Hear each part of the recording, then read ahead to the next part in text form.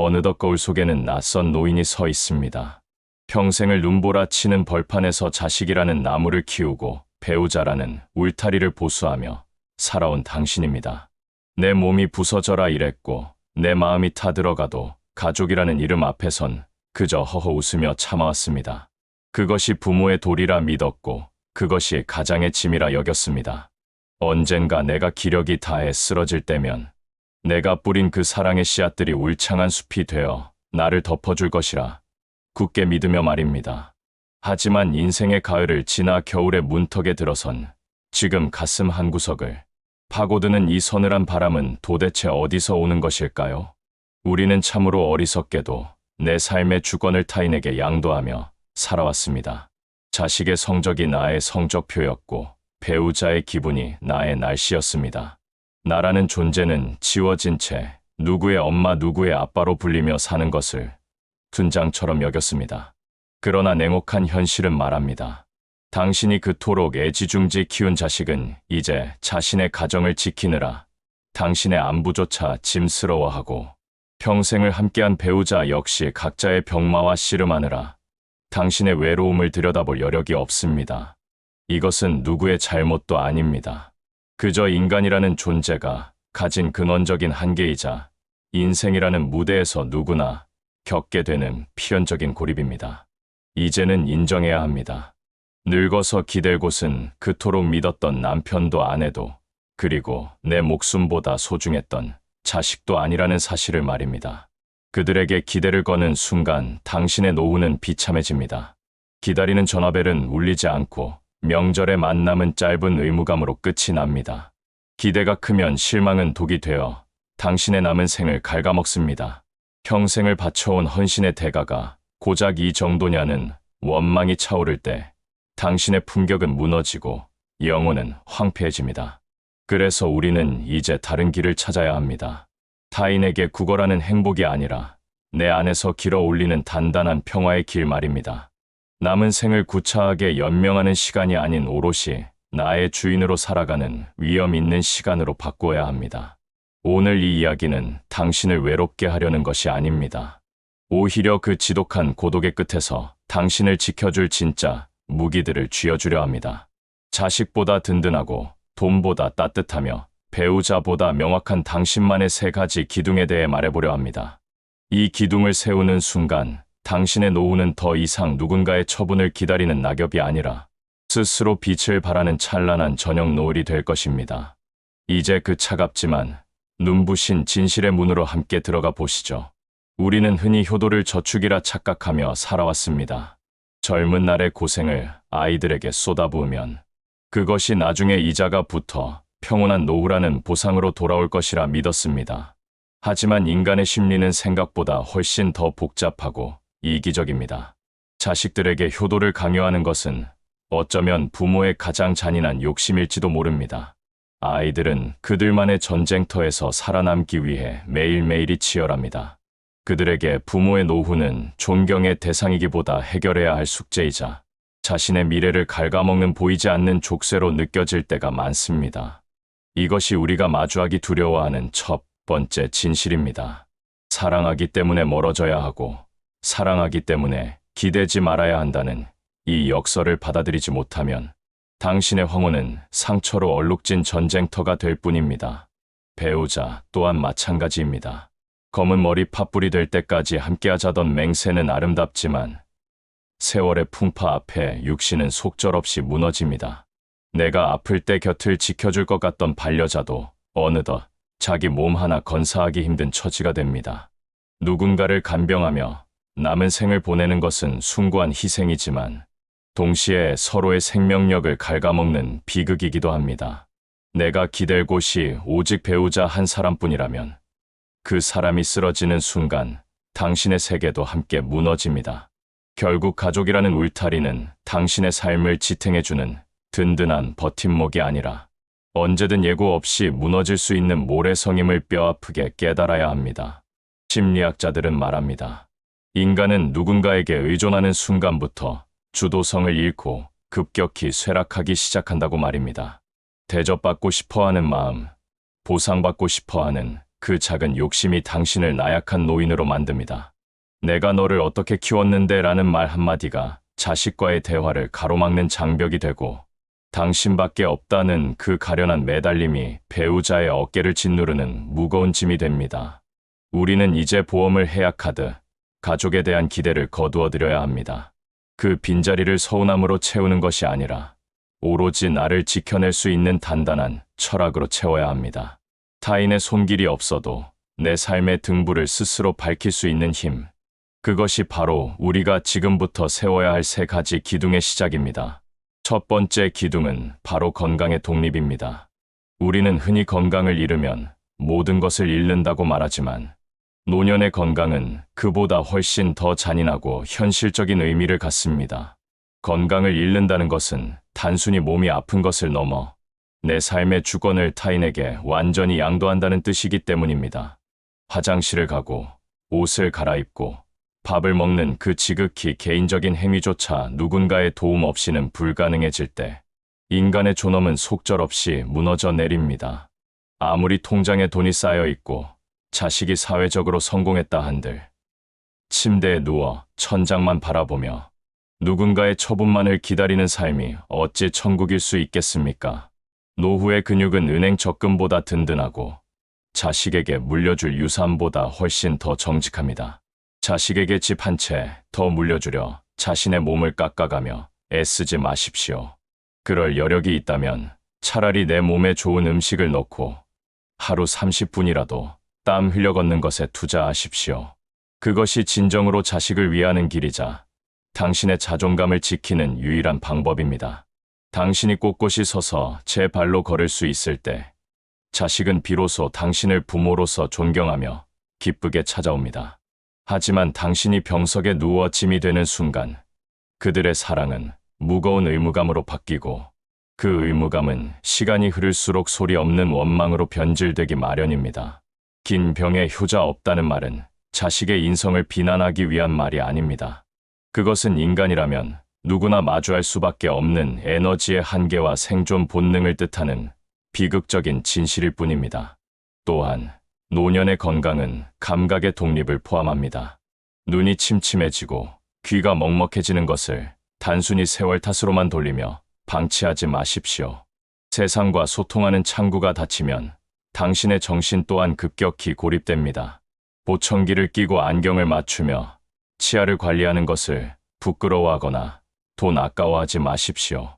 그것은 타인에게 의지하지 않고 내 힘으로 세상을 읽고 맛보고 대화하겠다는 당당한 실존적 선언입니다. 내 몸을 스스로 돌보는 행위는 결코 이기적인 행동이 아닙니다. 그것은 내 인생의 마지막 순간까지 나 자신을 책임지겠다는 가장 숭고한 책임감이며, 남겨진 이들에게 베풀 수 있는 가장 큰 자비입니다. 건강이라는 기둥이 단단히 박혀 있을 때, 비로소 자본의 독립도, 정신의 자유도 그 위에서 비로소 꽃을 피울 수 있습니다. 당신의 몸이라는 성전을 끝까지 사수하십시오. 그것이 당신의 노후를 천국으로 만드는 가장 첫 번째이자 강력한 열쇠입니다. 두 번째 기둥은 자본의 독립입니다. 야박하게 들릴지 모르지만 노년의 세상에서 돈은 당신이 부리는 가장 충직한 종이자 그 어떤 자식보다 든든한 효자입니다. 젊은 날에는 돈이 그저 욕망의 수단이었다면, 노년의 돈은 당신의 인격이자 목소리이며 타인으로부터 나를 지켜내는 최후의 성벽입니다.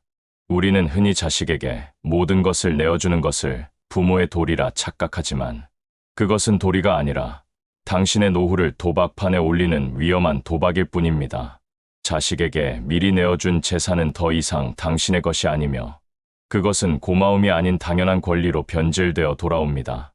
빈 주머니로 자식의 처분만을 기다리는 부모에게 돌아오는 것은 존경이 아니라 소리 없는 무시와 서글픈 소외뿐입니다. 돈은 당신이 타인에게 비굴해지지 않을 권리를 보장합니다. 명절에 자식들이 찾아오는 이유가 부모에 대한 그리움 때문인지, 아니면 아직 남아있는 유산에 대한 기대 때문인지는 중요하지 않습니다. 중요한 것은 당신에게 경제적 힘이 있을 때 그들이 당신을 함부로 대하지 못한다는 엄연한 사실입니다. 돈이 있어야 내가 먹고 싶은 것을 먹고 가고 싶은 곳을 가며 아플 때 가장 좋은 병원을 스스로 선택할 수 있습니다. 자식의 눈치를 보며 병원비 몇만 원에 가슴 졸이는 삶은 그 자체로 이미 지옥입니다. 내가 내 돈을 쓸 수 있다는 그 당당함이 당신의 얼굴에 주름 대신 기품을 새기고 당신의 말에 무게를 더합니다. 그래서 당신에게 권합니다. 자식에게 집을 사주고 사업 자금을 대주느라 당신의 노후 자금을 헐지 마십시오. 그것은 자식을 돕는 것이 아니라 그들의 자립심을 꺾고 당신의 노후를 낭떠러지로 모는 길입니다. 자식은 부모의 눈물보다 부모의 여유에 더 큰 안정감을 느낍니다. 걱정 마라. 나는 내 살 길 다 마련해 두었다라고 말할 수 있는 부모가 진정으로 멋진 부모입니다. 당신의 통장 잔고를 굳이 자랑할 필요는 없지만 결코 바닥을 보여서도 안 됩니다. 죽는 순간까지 쥐고 있어야 할 것은 자식의 손이 아니라 내 노후를 지탱할 단단한 자본의 열쇠입니다. 돈이라는 기둥이 굳건할 때 당신은 비로소 누구에게도 굽히지 않는 우아한 노년을 완성할 수 있습니다. 가장 정직한 효자인 돈을 당신의 곁에 끝까지 두십시오. 그것이 당신의 품격을 지키는 가장 현실적이고도 확실한 방법입니다. 세 번째 기둥은 정신의 독립, 즉 고독을 즐기는 힘입니다. 우리는 평생 누군가와 연결되어 있어야만 안전하다고 느끼며 살아왔습니다. 집에서는 배우자와 자식의 눈치를 살피고 밖에서는 친구와 동료들 사이에서 내 자리를 찾으려 애썼습니다. 하지만 노년의 문턱에서 우리가 마주하는 가장 거대한 벽은 다름 아닌 정막입니다. 자식들이 떠나고 친구들이 하나둘 곁을 떠나며 시끌벅적하던 전화벨 소리가 잦아들 때 많은 이들이 깊은 우울의 늪으로 빠져듭니다. 나를 불러주는 곳이 없고 내가 쓸모 없어진 것 같다는 그 상실감이 육체의 질병보다 더 빠르게 우리를 늙게 만듭니다. 그러나 기억하십시오. 혼자 있는 시간을 견디지 못하고 타인에게서 내 존재의 가치를 찾으려 매달리는 순간 당신의 노후는 비참한 구걸의 연속이 될 뿐입니다. 진정한 어른의 품격은 혼자 있을 때 비로소 완성됩니다. 정신적으로 독립한 사람은 누군가 찾아와 주기를 목 빠지게 기다리지 않습니다. 오히려 홀로 보내는 그 고요한 시간을 온전한 축제로 바꿀 줄 압니다. 남들이 보기에 보잘것없어 보이는 작은 소일거리라도 좋습니다. 책을 읽고 글을 쓰고 식물을 가꾸고 혹은 홀로 길을 나서며 사색에 잠기는 그 모든 행위가 당신의 영혼을 살찌우는 양식이 됩니다. 누군가의 박수나 인정이 없어도 나 스스로 내 시간을 경영하고 그 안에서 기쁨을 길어 올릴 수 있을 때 당신은 비로소 타인의 시선이라는 감옥에서 탈출해 진정한 자유를 얻게 됩니다. 많은 시녀들이 외로움을 피하기 위해 억지로 모임에 나가고 마음에도 없는 사람들과 어울리며 에너지를 낭비합니다. 하지만 돌아오는 길에 느끼는 공허함은 무엇으로도 채울 수 없습니다. 이제는 인맥의 양보다 내면의 밀도에 집중해야 할 때입니다. 정신의 독립은 외로움을 고독으로 승화시키는 과정입니다.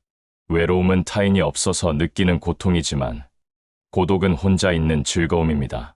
이 고독의 힘을 기른 사람은 자식의 무심함에 상처받지 않고 배우자의 잔소리에 휘둘리지 않습니다. 내 마음속에 나만의 단단한 왕국을 건설했기 때문입니다. 치매와 우울증을 예방하는 가장 강력한 백신은 약물이 아니라 끊임없는 지적 탐구와 자기 성찰입니다.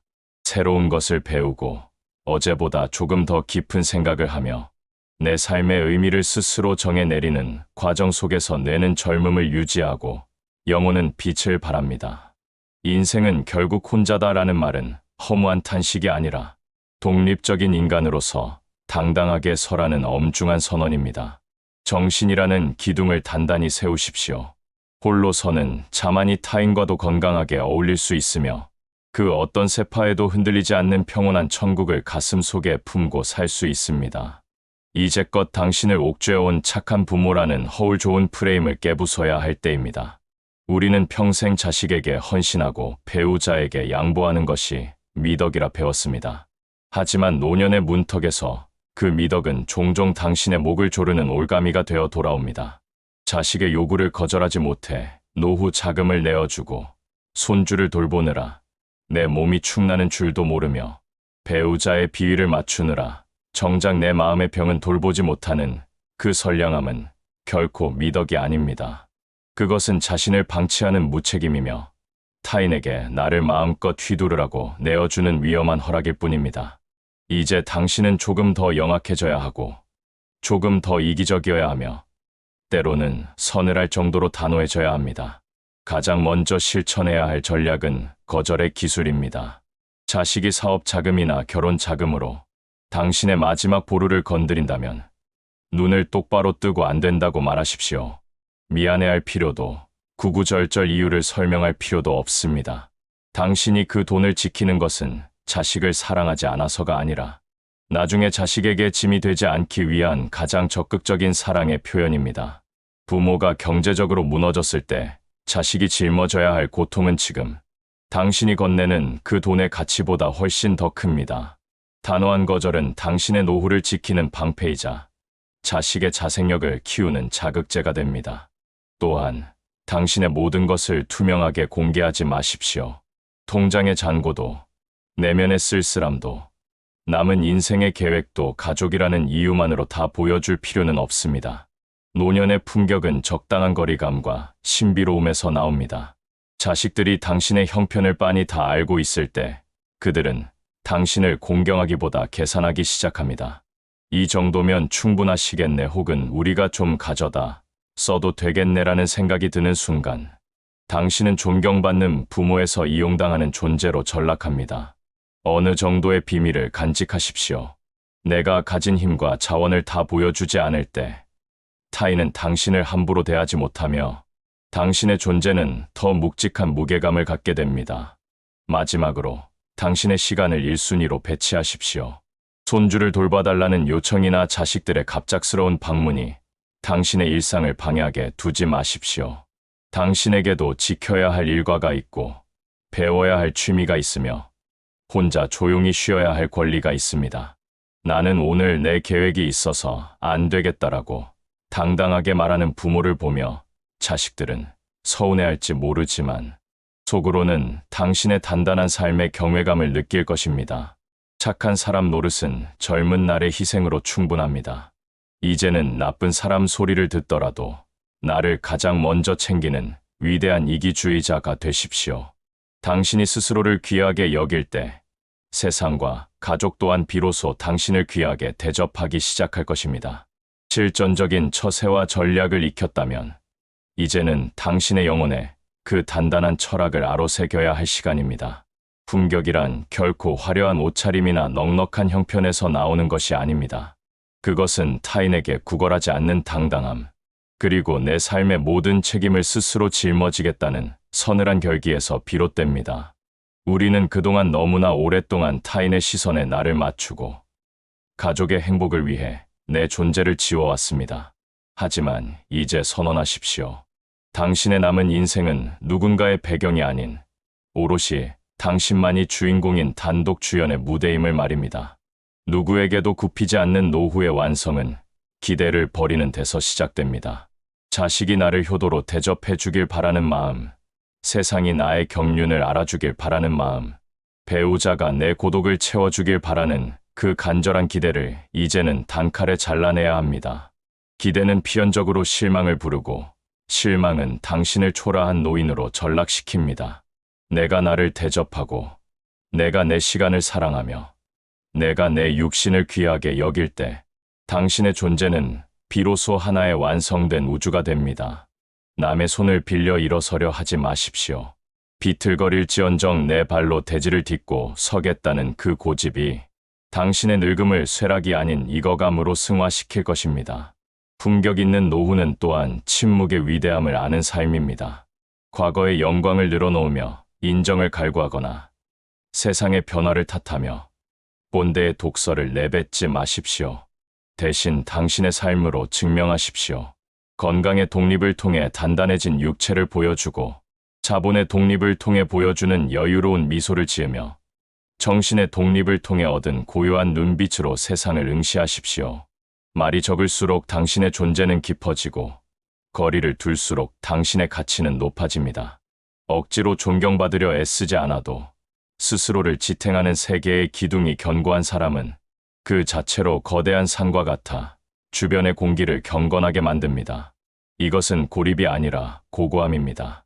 자식에게 짐이 되지 않겠다는 약속은 부모로서의 마지막 자존심이며, 나 자신을 끝까지 책임지겠다는 선언은 인간으로서의 마지막 품위입니다. 이제 당신은 더 이상 누군가에게 기댈 곳을 찾는 약자가 아닙니다. 오히려 당신 자신이 가장 든든한 안식처가 되어야 합니다. 타인이 나를 어떻게 평가하든, 가족이 나를 어떻게 대하든 흔들리지 않는 내면의 평화를 구축하십시오. 비바람이 불어도 뿌리 깊은 나무는 흔들릴지언정 뽑히지 않듯, 세 가지 독립의 기둥을 세운 당신의 노후는 그 어떤 시련 앞에서도 꼿꼿할 것입니다. 당신의 인생 후반전은 이제 막 시작되었습니다. 누구에게도 굽히지 않는 위엄 있는 자아로 당신만의 천국을 향해 당당히 걸어가십시오. 긴 여정의 끝에 선 당신에게 이제 마지막 인사를 전하려 합니다. 우리는 오늘 가족이라는 이름의 안락한 감옥에서 걸어 나와 스스로를 지키는 세 가지 기둥을 세우는 법을 함께 나누었습니다. 누군가는 이 이야기가 너무 차갑고 비정하다고 말할지도 모릅니다. 하지만 평생을 타인을 위해 살았던 당신에게 이제는 그 차가운 진실이 가장 뜨거운 구원이 되기를 진심으로 바랍니다. 홀로 서는 법을 배운 자만이 누릴 수 있는 진정한 자유. 그것은 인생이라는 거대한 바다를 건너온 당신에게 신이 내리는 마지막 축복이기 때문입니다. 더 이상 전화벨이 울리지 않는다고 해서 서글퍼하지 마십시오. 그것은 세상이 당신을 잊은 것이 아니라 당신이 세상의 소음으로부터 비로소 해방되었다는 신호입니다. 자식의 무심함에 가슴 아파하지 마십시오. 그것은 아이들이 제 몫의 삶을 잘 살아가고 있다는 증거이며, 당신 또한 당신의 삶에 집중할 시간이 왔다는 뜻입니다. 세 가지 독립의 기둥을 단단히 세운 당신의 집은 이제 더 이상 누군가를 기다리는 적막한 공간이 아닙니다. 그곳은 세상에서 가장 평화로운 당신만의 왕국이며, 누구의 방해도 받지 않는 지상의 천국입니다. 내 몸이 건강하여 제 발로 숲을 거닐 수 있고, 내 통장에 여유가 있어 따뜻한 차 한 잔을 스스로 대접할 수 있으며, 내 정신이 맑아 고독 속에서도 충만한 기쁨을 느낄 수 있다면 당신은 이미 성공한 인생을 살고 있는 것입니다. 세상이 말하는 화려한 성공이나 자식의 지극한 효도에 기댈 필요가 없습니다. 당신은 그 자체로 온전하며 그 자체로 눈부시게 아름답습니다. 노년의 노을이 아름다운 이유는 찬란했던 낮의 열기를 뒤로하고 오직 자신의 빛으로 온 하늘을 물들이기 때문입니다. 당신의 남은 생도 그러하기를 바랍니다. 이제 가벼운 마음으로 문을 열고 나가십시오. 무거운 짐은 모두 내려놓고 오직 당신 자신만을 위해 남겨진 그 귀한 시간을 온전히 누리십시오. 자식에게 기댈 곳을 찾던 마음을 접고 스스로가 자신의 가장 든든한 등불이 되십시오. 그 등불이 밝게 빛날 때 당신의 노후는 더 이상 어두운 밤이 아니라 별이 쏟아지는 찬란한 은하수가 될 것입니다. 당신은 충분히 애썼고 충분히 잘 살아왔습니다. 이제는 당신의 천국에서 평안하시길, 당신의 위엄 있는 홀로 서기를 온 마음 다해 축복합니다.